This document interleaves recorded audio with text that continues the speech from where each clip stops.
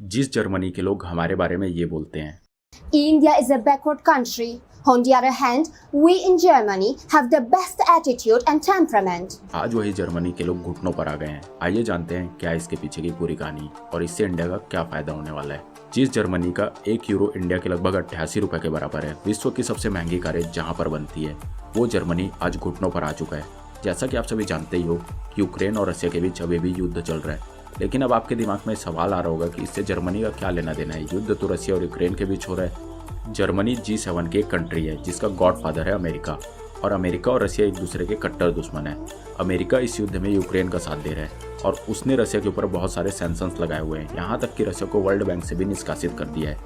अब जैसे जैसे गॉडफादर बोलेंगे वैसे वैसे बाकी देश भी करेंगे, और इसी श्रृंखला में जर्मनी ने भी अपने देश में स्थित रूसी दूतावास के कर्मचारियों को बड़े पैमाने पर निकाल दिया।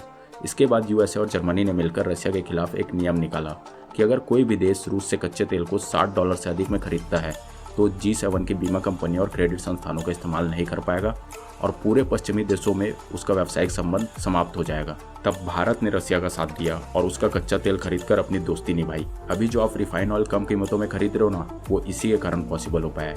लेकिन यहाँ जर्मनी एक बात भूल गया था कि वो खुद कच्चे तेल और गैस के लिए रशिया पर डिपेंडेंट था। आपने वो कहावत तो सुनी होगी कि सिर मुंडवाते ही ओले पड़ना। अब रशिया ने जर्मनी और सभी पश्चिमी देशों को गैस और ऑयल की सप्लाई बंद कर दी थी। अब जर्मनी को गैस और ऑयल के लिए दूसरे देशों पर डिपेंड होना पड़ा, और दूसरे देशों से गैस और ऑयल लेने की वजह से उससे वो बहुत महंगे पड़ रहे थे जर्मनी की तुलना में।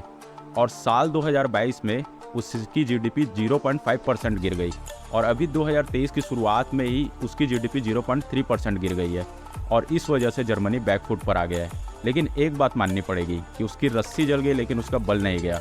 वो अभी भी रशिया पर बैन लगाने से बाज नहीं आ रहा है।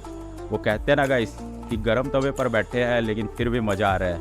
वही बात हो रही है जर्मनी के साथ। लेकिन अब सबसे इम्पॉर्टेंट बात कि इन सब में हम भारतीयों का क्या फ़ायदा है। जैसा कि मैंने वीडियो के शुरू में ही कहा था कि जर्मनी में महंगी से महंगी कारें मैन्युफैक्चर होती है, और जर्मनी में इकोनॉमिक क्राइसिस आने से ये सभी कंपनियां अदर कंट्रीज़ की ओर शिफ्ट होंगी। और इसी ओर पहला कदम बढ़ाते हुए टेस्ला के सीईओ इलॉन मस्क ने अभी फिलहाल में मोदी के साथ टेस्ला को इंडिया में लॉन्च करने को लेकर एक डील साइन की है।